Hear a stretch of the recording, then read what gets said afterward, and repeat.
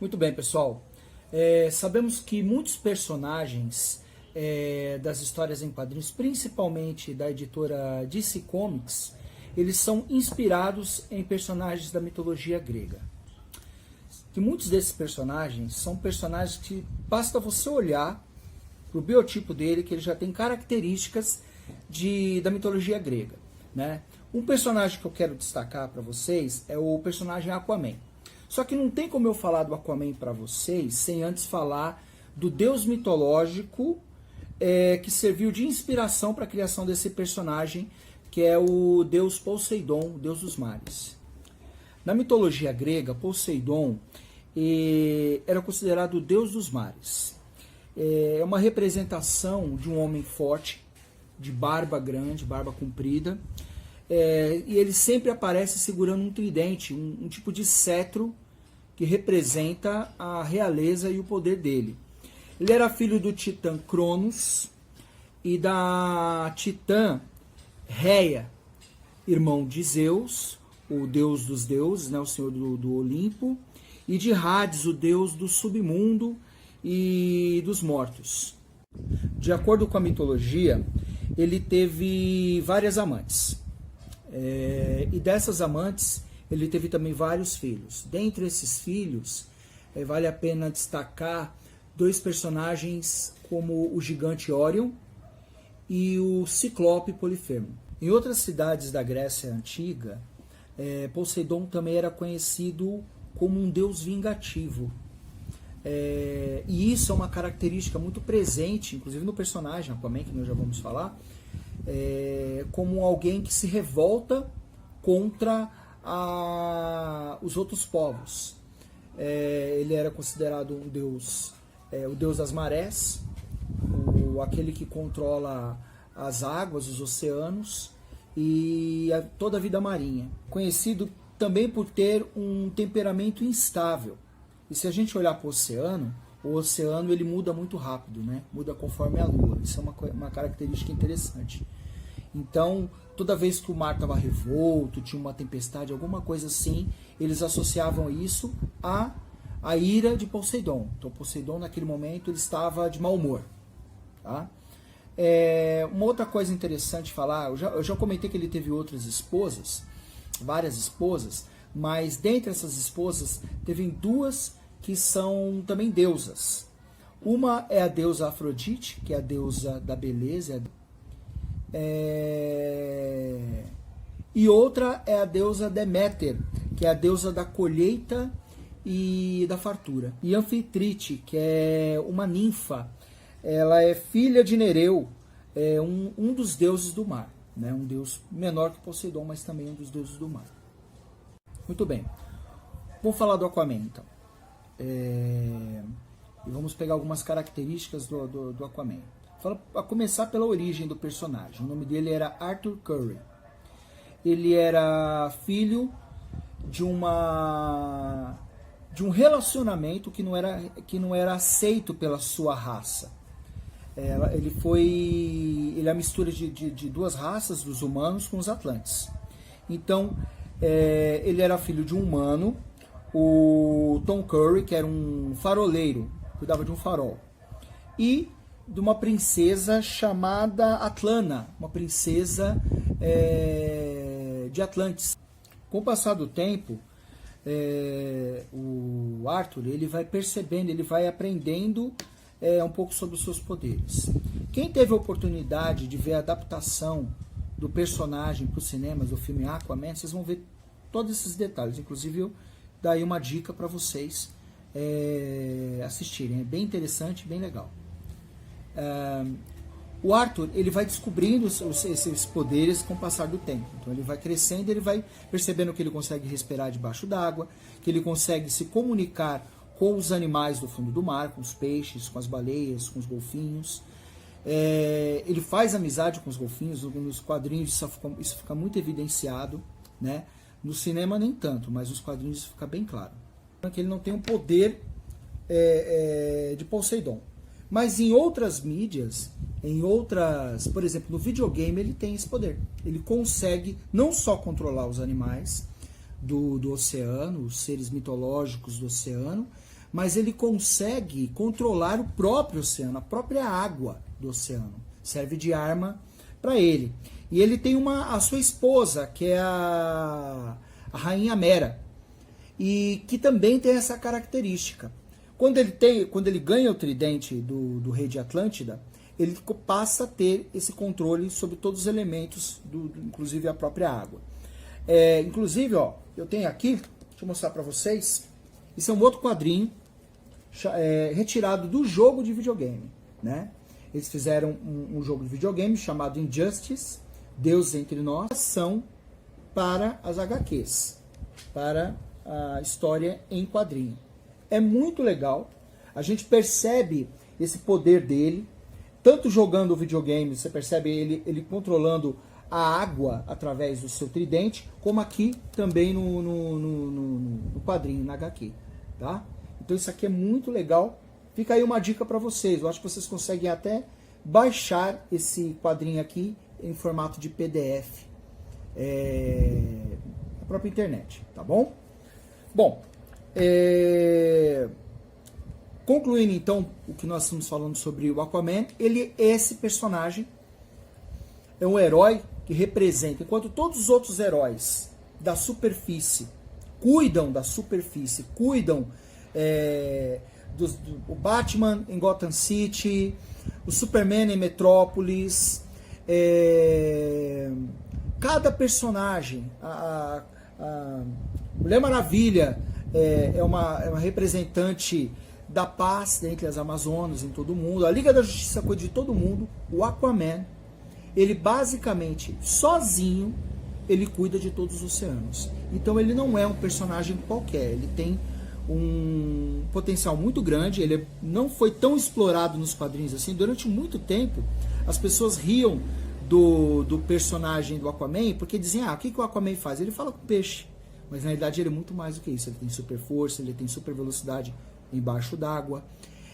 O fato dele ficar numa profundidade muito grande abaixo do oceano, e ele sobe uma pressão muito grande quando ele sai para a superfície, o corpo dele automaticamente fica mais forte, fica mais ágil. Então ele é um personagem muito interessante, muito rico, vale a pena conhecer um pouco mais sobre ele. Quem é meu aluno sabe que eu gosto muito de história em quadrinho. Eu sou muito fã de histórias em quadrinhos. Os personagens da Marvel, os personagens de outras editoras. E eu tenho um carinho muito grande, eu gosto muito dos personagens da DC Comics. E a DC Comics, ou a DC Comics, como você quiser chamar, não tem um jeito certo de chamar, você chama como você achar melhor. Ele possui uma coleção fantástica de personagens. São muitos personagens, eu não vou falar deles todos, é claro. Olha só que interessante, ele tem pelo menos... Tem vários, mas a gente pode citar aqui 2 alienígenas, né, que é o Superman, e o Ajax, o marciano. Ele tem uma amazona, uma princesa amazona. Ele tem um velocista, né, que é o Flash, que é o Barry Allen. Ele tem um cara que se veste de morcego, é um grande detetive, um cara muito inteligente, que é o Batman, que ele enfrenta os seus vilões do submundo. E é claro que não teria como não ter um personagem ligado à tecnologia. E esse personagem é o Cyborg. Os laboratórios Star, eles desenvolvem, como eu já disse, uma tecnologia tanto terrestre, estudam uma tecnologia tanto terrestre como alienígena. E eles conseguem trabalhar em cima dessa tecnologia. E foi graças a essa tecnologia que assim que o Victor Stone ele sofre um acidente, um acidente muito grave, acho que foi um acidente automobilístico, o pai dele conseguiu salvar aquilo que restou do corpo do Victor. Ele conseguiu transformar o corpo do Victor num corpo biônico, com uma capacidade biônica.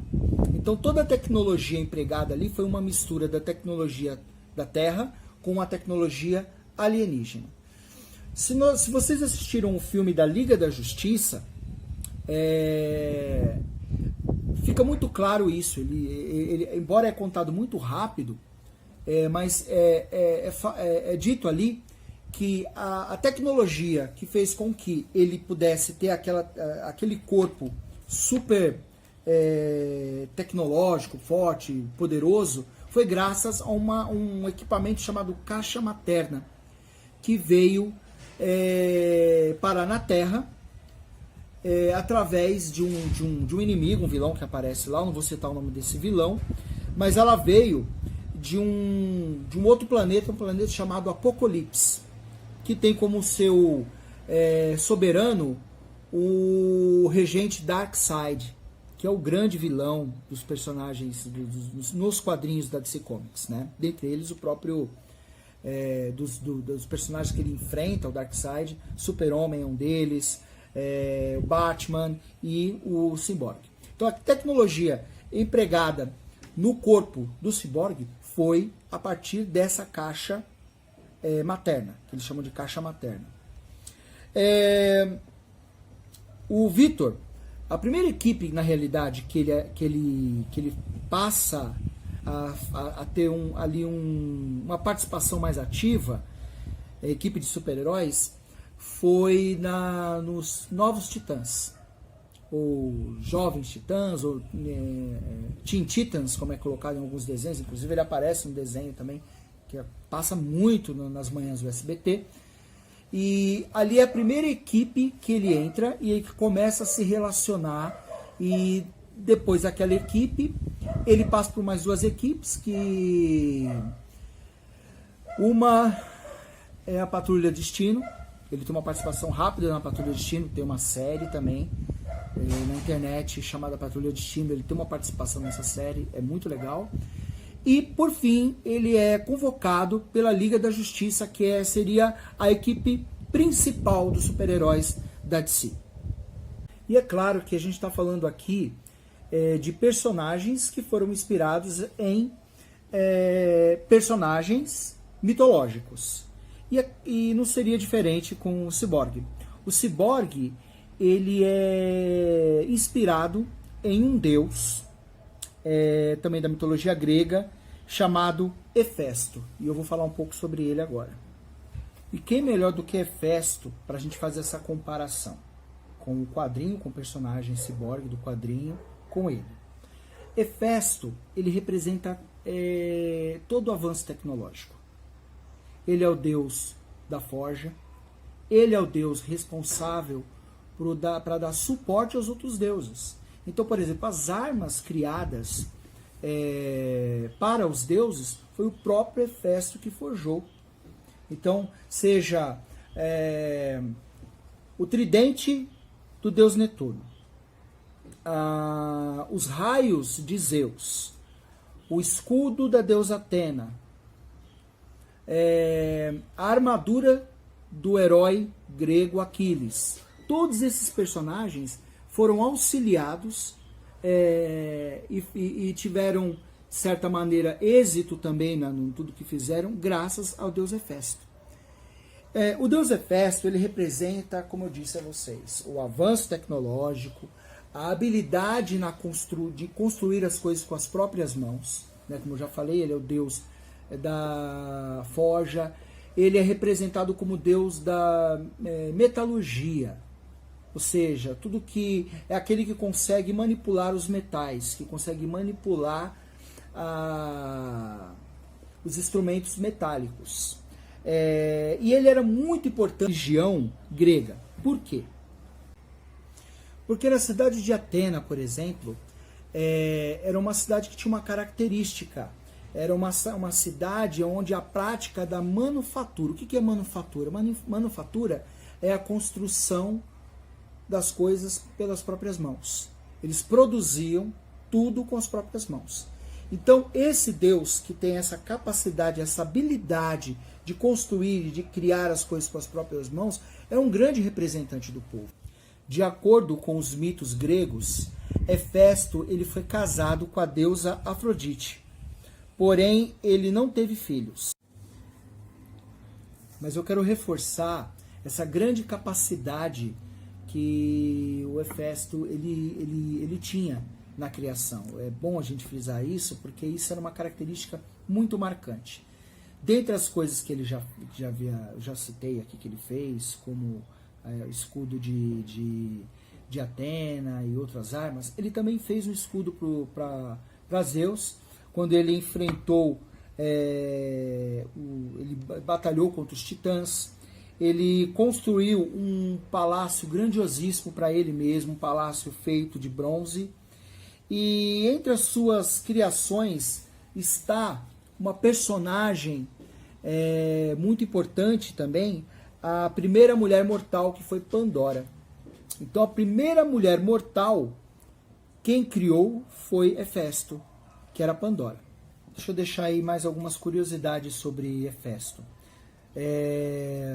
A contraparte dele romana, né, a representação dele romana é chamada de Vulcano, justamente por essa característica de alguém que mora, que vive perto dos metais, dos vulcões, das rochas, nas cavernas, produzindo.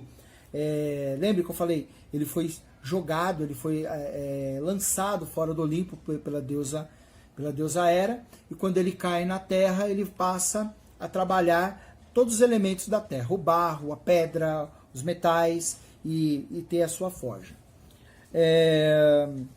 O símbolo mais associado ao deus Hefesto é o machado de guerra. Ele também, justamente por ser algo forjado com metal. Se compararmos ele com o personagem ciborgue dos quadrinhos, ambos têm habilidades tecnológicas. É claro que quando a gente pensa em tecnologia na época da Grécia Antiga, não é a tecnologia de hoje, mas só o fato das pessoas aprenderem a trabalhar o metal, isso já é considerado uma forma de tecnologia. Ele era muito inteligente, Deus Hefesto é muito inteligente. Ele tem uma sensibilidade artística, como eu já falei para vocês, ele também é o patrono da arte. É uma pessoa muito insegura em relação à sua imagem física, e trabalha a sua relação, e isso atrapalha, na realidade, a sua relação com os outros deuses. A gente percebe isso no ciborgue. O ciborgue, ele tem muita dificuldade para aceitar a sua imagem, né?